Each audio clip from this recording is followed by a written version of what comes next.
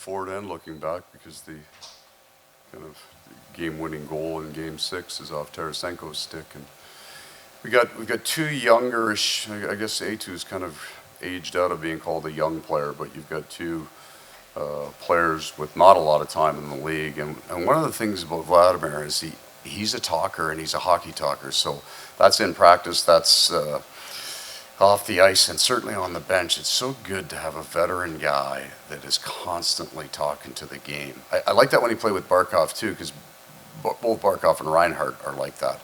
You know, they can remember and articulate all the things that just happened on the last shift. So sometimes, and I don't think this happens in the finals, but during the regular season, younger players will sometimes mentally drift in and out of games. They just haven't built the capacity to stay wired for the 60 minutes. I really like the way Vlad engages those guys on the bench and keeps them wired into the game.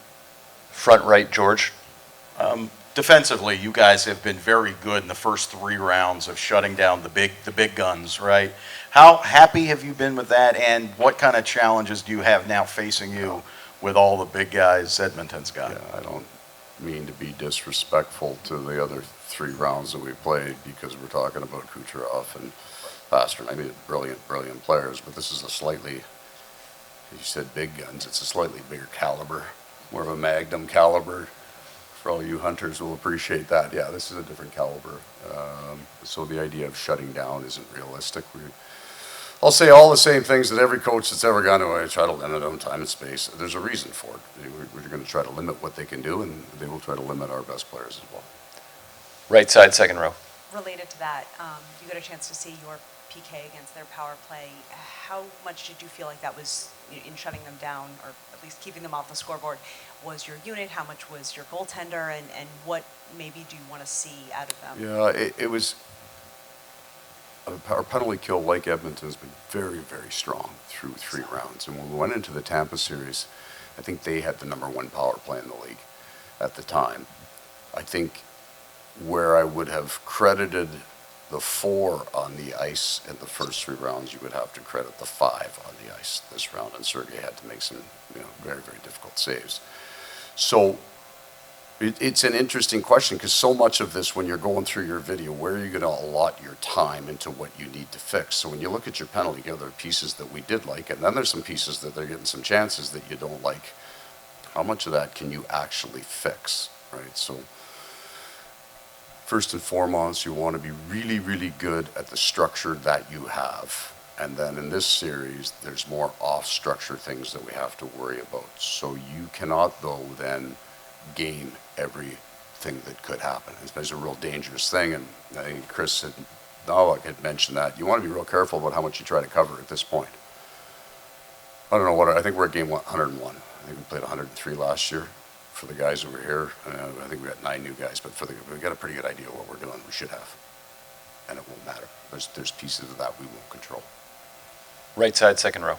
I guess Rodrigues was signed to sort of kind of fill the role of Duclair, but what has he kind of brought to your team, and his ability to play in different kinds of lines at different? Yeah, that's a good one. That's a good, because his game has I'd like to think grown and changed, but now what we've been able to find versatility with him.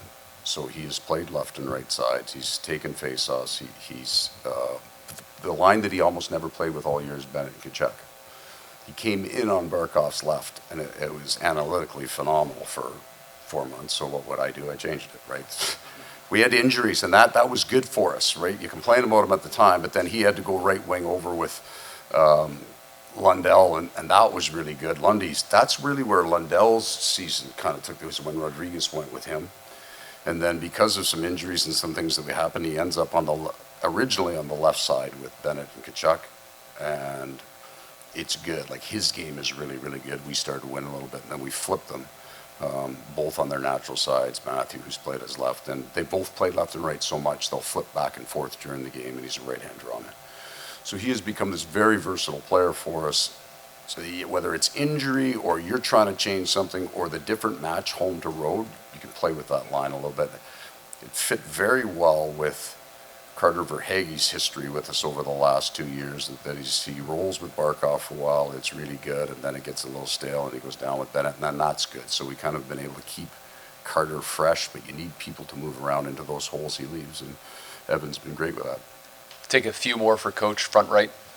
Paul, what are your thoughts on Steven Lorentz since he came back into the lineup, Yeah. what he's brought for you guys, and then just what he brings in the room, even, again, we've talked about but whether he's playing or not, just what he's able to bring for the group? Yeah, he deserves a little bit of positive acknowledgement for his season, because we got into January, February. We went a long stretch where we were actually very healthy, and he was out of the lineup for a very long time. And I'm not a huge believer in, you think you're making the playoffs, so you start rolling all these guys in to keep them fresh. If we're playing well and we like it, the guys that are in the lineup deserve to be in the lineup. So he stayed out for a long time. And then when he came back in, he had worked hard, and it was a very difficult thing, right? You sign here, you come in, you play a little bit. I started him on right wing. It wasn't his best position. I moved him to center, which I like, and then center left. And then he sat for a long time, and he's in his contract year. Right? Like that's real for him. He wants to be a part of this, and he wants to win, but in January and February, he wants to play in the National Hockey League. He wants a job. So he did all that on his own. I was in hold his hand every day. I'm not going to lie to a player and tap him in the pads and say, hey, keep working. You're right there. You're going to, you might go into more. It's 3 months later. Hey, coach, come on. So he deserves credit for, in a very, very difficult situation mentally, not letting up, getting better and stronger. He's a big man that can skate. He's physical. And one of these days we're going to see a bar down from him, because I see 1,000 of them in practice. Like he can shoot the puck, and I'm hopeful for him. It's almost a running joke between the two of us now. It's there. But credit to him. He did that all on his own. Front left. Paul, two questions. One that I've been unserious that I've been waiting to ask you for 2 weeks. But Pete DeBoer said that his wife made him put money in the swear jar a couple of weeks ago. Like, what would yours look like? Do you have a swear jar, a bucket, or what's that look like? I think we had one about 15 years ago. When my kids were in the late preteen years, we probably, my wife's is way bigger than mine. and yours would be too if you were married to me. That's completely understandable.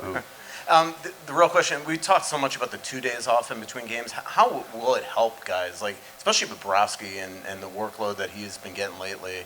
Will it be a benefit? I don't know that there would be necessarily for Sergei. There's not necessarily a negative, because rhythm is just as big a deal for some of these guys as anything else. Once they get into a series, they want to keep rolling. Like for us, that was the Rangers series. It was the one that was every second day, and I think guys really like that. There's so much emotion that goes into these games. You almost want the rest of your part of life to have none, no uncertainty. Just keep the routine. Just the function of the length of the flight and the travel. I think it's very smart that there's 2 days off. It makes it fair. And at the end of the day, that's truly what this should be. It should be an even, both teams work so hard to get here. It should be a really even playing field with no real disadvantage in the logistics of how the series is run. So there shouldn't be 2 days for one team, but only 1 day for the other when they come back. This is right. It's the way it should be. Last question, right side, third row. I'm just curious, how do you coach a player like Barkov, who's so good offensively, so reliable defensively, but what do you try to teach him or say to him in games like tonight? I don't know, maybe I don't know if I got this right, but what's that line for a doctor? Rule number 1, do no harm. So I'll take it to an extreme and use another player. I had Paul Coffey. So at that point in time, he had only had 4 Stanley Cups and 3 Norris trophies. That probably wasn't adding a lot to his game as the head coach. We will interact over the course of a year on a very small amount on his specific game. There's not a lot to teach there. There aren't. It's more what we're trying to do and where he can fit his game into what we're trying to do. So there'd be a little bit of that. Most of it would be relating to his role as the captain, the theme, the mood, how he interacts as a leader. Then one of the things that we would have talked about more last year is every one of these captains that we have is a completely different personality, and that he was encouraged not to change to be a captain, not become a captain, lead as he is. He just is the captain, and how he interacts with his teammates is fantastic. But it's not meant necessarily the rah-rah that we read about, right?